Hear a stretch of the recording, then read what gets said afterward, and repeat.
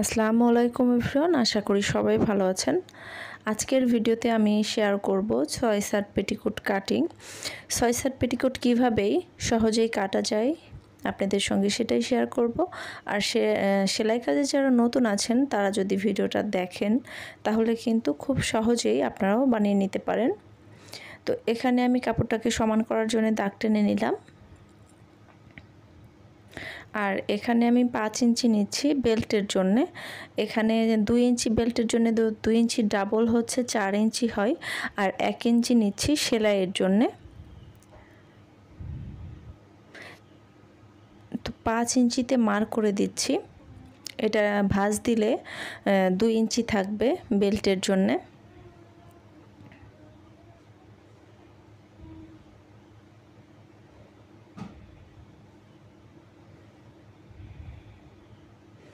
কাপড়টাকে সমান করে কেটে নিচ্ছি। তো এখন আমি 5 ইঞ্চিতে যে মার্ক করেছি সেই কাপড়টা কেটে নিচ্ছি।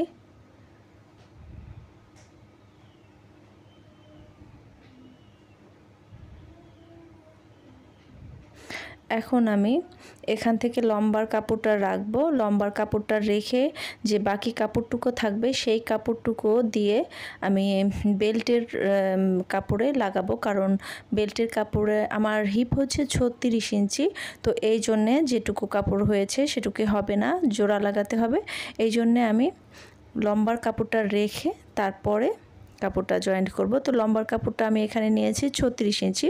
35 ইঞ্চি লম্বার কাপড় 36 ইঞ্চি নিয়েছি সেলাই করার জন্যে। তো এখন কাপড়টাকে কেটে নেব আমি। আর এই বাকি কাপড়টুকু দিয়ে জয়েন্ট করে নেব বেল্টের জন্যে।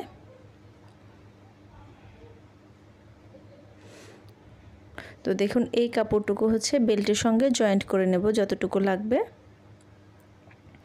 আর এখন এক সাইড থেকে 1.5 ইঞ্চি কাপড়ে মার্ক করে দিচ্ছি ফিতার জন্যে। 1.5 ইঞ্চি কাপড় যে কোনো একটা পার্টের থেকে, দুই পাশ থেকে নেওয়া লাগবে না। তো এই কাপড়টা আমি এভাবে করে ভাঁজ দিয়ে নিলাম, আবারও ভাঁজ দিয়ে নিচ্ছি। তো আমি যে সাইডে আছি সেই সাইডে বন্ধ সাইড আর আমার অপোজিটে খোলা সাইড। দেখুন এখানে টোটাল 4টা পার্ট হয়েছে। দেখুন 4টা পার্ট হয়েছে। তো এখন আমি হিপের মাপটা নেব। আমার হিপ 36 ইঞ্চি। তো 36 ইঞ্চিকে 8 দিয়ে ভাগ করতে হবে। 8 দিয়ে ভাগ করলে 4.5 ইঞ্চি হয়। আর হাফ ইঞ্চি নেব সেলাইয়ের জন্য। তো এখানে আমি নিয়েছি 5 ইঞ্চি। দেখুন এই সাইডে 5 ইঞ্চি নিয়েছি এবং এই সাইডেও 5 ইঞ্চিতে মার্ক করে নিচ্ছি। আপনাদের যত হিপ হবে তার সঙ্গে 8 দিয়ে ভাগ করবেন। তো আমার এখানে 36 ইঞ্চি, এই জন্য 4.5 ইঞ্চি এসেছে। আর হাফ ইঞ্চি বেশি নিয়েছি সেলাইয়ের জন্য। আর এভাবে করে ভাঁজ দিয়ে নিচ্ছি। আপনাদের যদি বড় স্কেল থাকে তাহলে সেটা দিয়ে দাগ টেনে নিতে পারেন। তো এখানে একটা ক্রিজ তৈরি হয়েছে, আপনাদের বোঝানোর জন্যে আমি এখানে দাগ টেনে দিচ্ছি।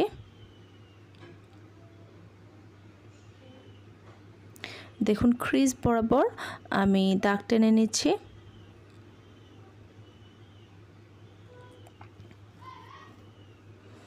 তো এখন কাপড়টাকে কেটে নেব।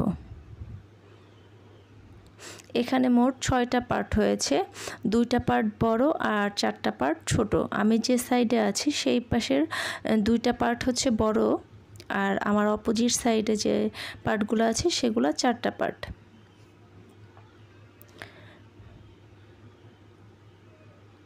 তো এখন এই সাইডে কেটে নেব।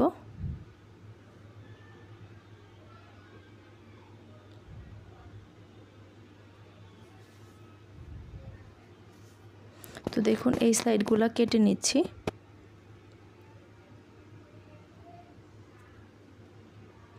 এই 2টা পার্ট হচ্ছে বড় পার্ট।